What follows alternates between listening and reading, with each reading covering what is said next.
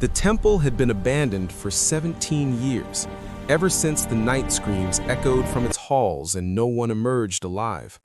Locals called it the Tomb of the Cursed One, though few remembered what curse had been sealed within its crumbling walls. Aaron didn't believe in curses. He believed in survival, in the weight of his sword, and in the quiet mercy of keeping distance from civilization. The war had taught him that people were far more dangerous than any legend. Rain hammered the broken roof as he sheltered inside, his cloak heavy with water. The temple's interior was a graveyard of shattered statues and symbols worn smooth by time. In the deepest chamber, he found her. She sat against the far wall, wrapped in chains that gleamed despite the darkness. Her hair fell like shadows across her shoulders, and her eyes, storm gray and ancient, locked onto him with immediate warning. "Leave," she said, her voice rough from disuse. "Now!" Aaron froze, hand on his sword hilt. She wasn't what he'd expected. Beautiful, yes, but more than that, exhausted, haunted, like a soldier who'd fought too long without hope of victory. "You're the one they sealed here," he said quietly. "Illyra, the untouchable." Her lips curved without humor. "And if you value your life, you'll turn around and forget you saw me." He should have listened. Instead, he stepped closer, studying the chains. They weren't just binding her, they were embedded in her skin at the wrists and ankles, silver threads that seemed to pulse with faint light. "Stop," Illyra commanded, pressing back against the stone. "My touch is death. One brush of skin and your heart stops. I've killed everyone who—" The temple doors exploded inward. Royal guards flooded in, their armor bearing the crest of King Vorden, the same king whose soldiers had burned Aaron's village 3 years ago. The captain pointed at Illyra. "Secure the weapon. The king wants her located before the Eastern Rebellion can find her." Aaron's jaw clenched. Weapon. They saw her as a thing to be used. "She's chained," he said evenly. "Leave her." The captain laughed. "Move aside, deserter, or join her in a cell." Aaron's sword sang free of its sheath. 4 guards rushed him. He moved like smoke through their attack, the muscle memory of 100 battles guiding his blade. 2 fell. 3. The captain grabbed Illyra's chains, yanking her forward. She cried out, and something in that sound cracked through Aaron's chest. He couldn't explain why, couldn't justify the insanity of what happened next. He dropped his sword and seized the chains himself, hands closing over the silver links embedded in her wrists. His fingers brushed her skin, warm, trembling, alive. Illyra's eyes went wide with horror. "No!" The world held its breath, and nothing happened. The captain's face drained of color. Illyra stared at their joined hands as if witnessing a miracle she'd stopped believing in. Around them, the remaining guards backed away, weapons trembling. Aaron felt her pulse hammering beneath his palm, steady, mortal, real. "You're alive," she whispered, and her voice broke on the word. The chains fell away like autumn leaves, their magic unraveling the moment Aaron's touch proved the curse fallible. Illyra collapsed forward, and instinct moved him before thought, catching her against his chest, one arm around her shoulders, the other beneath her knees. She tensed, every muscle rigid with anticipated death. When her cheek pressed against his neck and he remained breathing, a shudder ran through her entire body. "I don't understand," she gasped. "You should be dead. Everyone dies. Always." The guards fled, their boots echoing through the temple ruins. Aaron lowered them both to the ground, keeping his arms around her as rain poured through the broken ceiling. She was shaking, not from cold, but from 17 years of isolation shattering in a single moment. "Maybe your curse has conditions. Maybe it chooses." Illyra pulled back enough to look at him, her hands hovering uncertainly near his face. Her fingers were elegant despite the scarring from the chains, and when she finally dared to touch his jaw, tears spilled down her cheeks. "I haven't felt another person since I was 15. My mother was the last. I held her hand while she died because I didn't know what I'd become." He covered her hand with his, pressing her palm against his heartbeat. "You're not a curse. You're someone who needed a choice." Something shifted in her expression, vulnerability giving way to desperate hope. When she leaned forward, he didn't pull away. Her lips met his with the tentative wonder of someone learning to trust the world again. The kiss deepened slowly, carefully. Her hands slid into his hair, testing the reality of his warmth. His arms tightened around her waist, drawing her closer until there was no space between them. She tasted like rain and freedom, and when she made a soft sound against his mouth, heat flooded through him. "Aaron," she breathed, his name a revelation on her tongue. He stood, lifting her with him, and found a corner of the temple where the roof remained intact.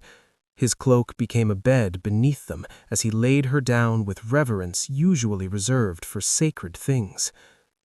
"Tell me if you want me to stop," he murmured against her throat. Her answer was to pull him down, her body arching into his. Centuries of fear dissolved into touch, his hands mapping the curve of her waist, her fingers tracing the scars across his shoulders. Each caress proved the impossible. They were alive, together, and the curse had finally met its exception. When they finally lay tangled in each other's warmth, Alira's head rested over his heart. "What happens now?" "Now?" Aaron stroked her hair. "We survive. Together." Outside, thunder rolled.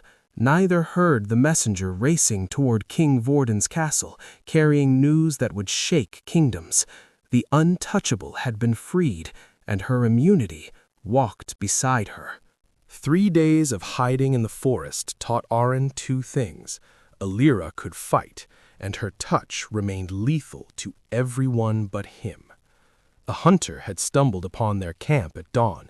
He'd recognized Alira from the old wanted posters and drawn his knife. She'd caught his wrist, just 3 seconds of contact. The man's eyes rolled back, his heart stuttering to silence before he hit the ground. Alira had stared at her hand afterward, something broken in her expression. "Still a monster." "No," Aaron said firmly. "Still cursed. There's a difference." Now they moved south, avoiding roads. Alira wore his spare cloak, hood drawn low. At night, they shared body heat against the cold, and Aaron learned the geography of her, the sensitive spot behind her ear, the way she gasped when he kissed the inside of her wrist, the scars she'd given herself trying to end the curse permanently. "I tried cutting my own throat once," she admitted one evening, her head pillowed on his chest. "The curse healed me. It wants me alive, wants me suffering." Aaron's arms tightened around her. "Then we find who cast it. Curses have sources." The sorceress of Ashfalls. Alira traced patterns on his skin. She died 200 years ago, but her grimoire supposedly survived. If anyone could break this. Bells rang in the distance, many bells, drawing closer. They were on their feet instantly. Through the trees, torchlight flickered. Dozens of them, hundreds. "King's army," Aaron muttered. "They've been tracking us." A voice boomed through the forest.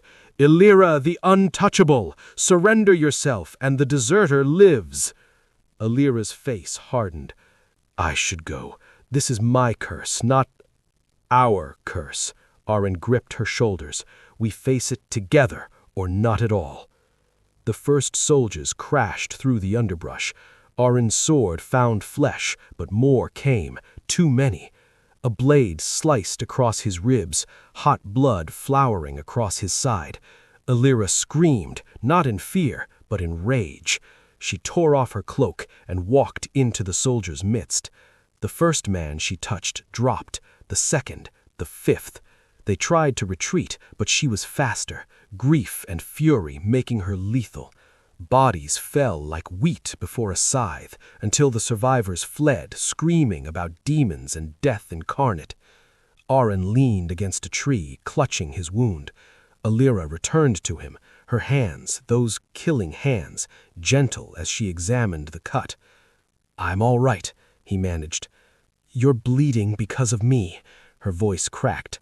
"Everyone suffers because of what I am." He caught her face between his palms. "I chose this. I choose you." The kiss was desperate, tasting of copper and salt. She helped him walk deeper into the forest, to a cave where she tended his wound with strips of her underdress. Her fingers, those fatal fingers, were impossibly careful against his skin.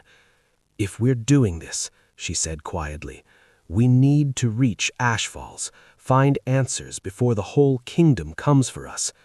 Aaron pulled her close, despite the pain in his ribs. "Then we run towards answers instead of away from fear." That night, Peri proved death could be tender. Her body moved over his with aching gentleness, careful of his injury, and when they joined together, it felt less like escape and more like claiming something the world had tried to deny them both. Later, as she slept against him, Aaron stared at the cave's ceiling and wondered what they'd become. Two cursed souls trying to rewrite fate itself. The city of Ashfalls rose from volcanic rock like a monument to defiance. Smoke drifted from its foundries, and the air tasted of sulfur and secrets. Alira kept her hands wrapped in bandages, claiming injury when merchants stared too long. The grimoire's location came from a drunk scholar in a tavern basement. The Obsidian Archives, beneath the old Sorcerer's Guild. But you'd be mad to break in, the place is warded against the living. "Good thing I'm barely living," Alira had whispered to Aaron, her gallows humor making him want to kiss her senseless. They broke in at midnight, slipping through a ventilation shaft Aaron was too broad for comfortably. The archives sprawled endlessly underground, shelves of forbidden knowledge illuminated by phosphorescent fungi.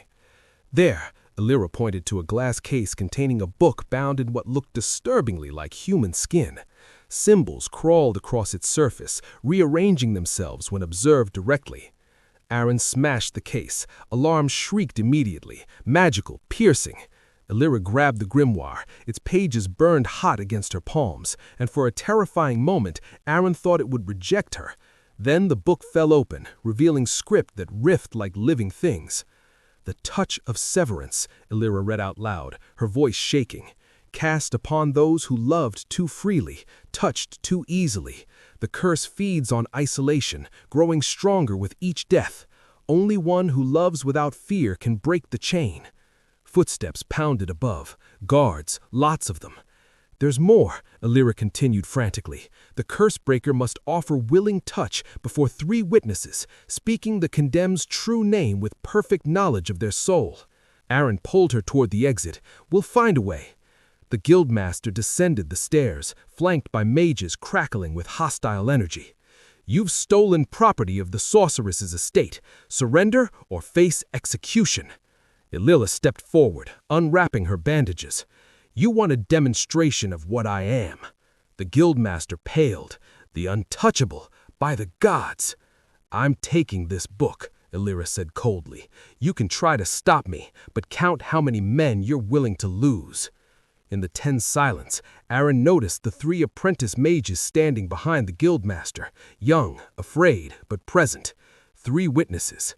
His mind raced. The ritual required witnesses and true naming, and Alira's real identity, her real self, was something he'd learned through 100 whispered conversations and soft admissions in darkness. "Alira Morwenna Ashthorn," he said clearly, using the full name she'd told him by firelight.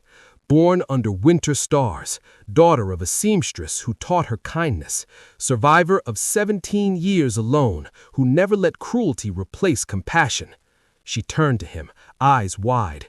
Aaron took both her hands, ignoring the gasps from the mages. "I know you." He raised their joined hands before the frozen witnesses. "Every scar, every fear, every hope you've hidden. I love someone who carries death but chooses mercy. someone who could have become a monster but remained stubbornly, beautifully human. The grimoire ignited in silver flame. Illyra cried out as symbols burned across her skin, the curse marking itself visible for the first time.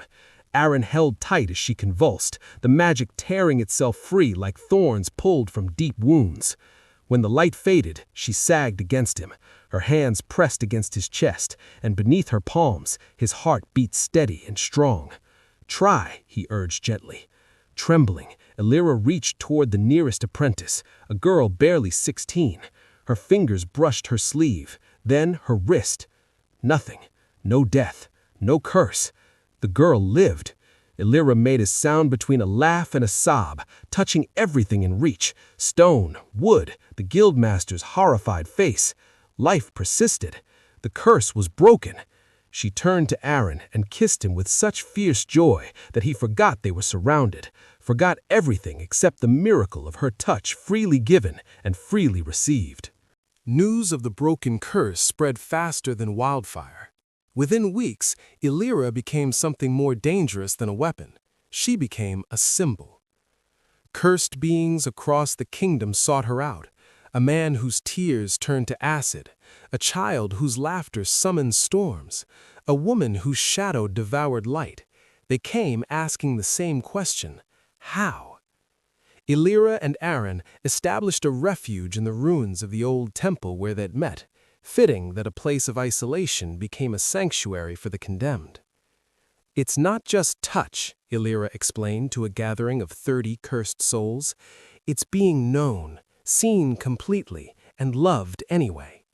The curses feed on loneliness because they're designed to isolate. Break that isolation with real connection, and you break their power." An elderly man raised a hand. His touch caused flesh to wither. "But who could love monsters like us?" Aaron stepped forward. "You're not monsters. You're people carrying curses that want you to forget that." It became their work, teaching cursed beings to find their curse breakers, to risk vulnerability again. Some succeeded quickly. Others took months. A few never managed, too wounded by years of isolation. But enough broke free that kings and sorcerers took notice.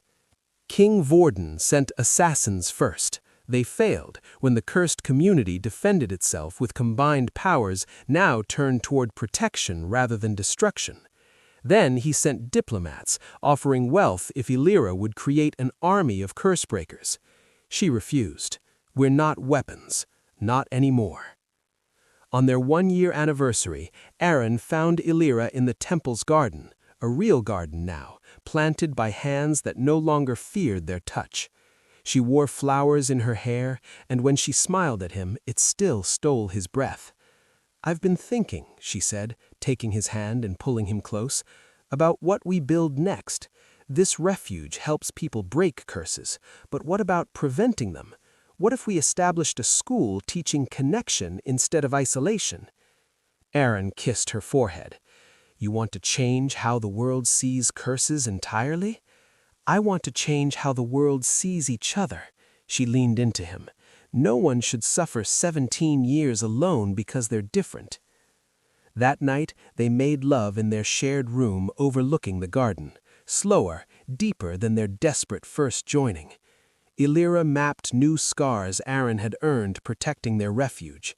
He worshipped old marks where her chains had been, now faded to silver lines. "I love you," she whispered against his mouth, "my impossible exception." "I love you," he answered, "my perfectly imperfect fate breaker." Months later, when the first student arrived, a girl of 15 with frost in her veins and fear in her eyes, Illyra took her hands without hesitation. "Tell me your name," she said gently, "the real name, the one you call yourself when no one's listening." And the girl, seeing someone who understood, began to speak. The work of rewriting fate, Illyra learned, happened one connection at a time. One curse broken by courage, one heart opened by trust, one touch proving that isolation was the real curse, and love, imperfect, complicated, chosen love, was the only magic strong enough to shatter it. In the garden, new flowers bloomed. In the temple, laughter echoed where screams once lived. And in the quiet moments between world-changing work, Aaron and Elira held each other close, two souls who'd found their exception and built a revolution from it. The curse had tried to make her untouchable. Love made her unstoppable.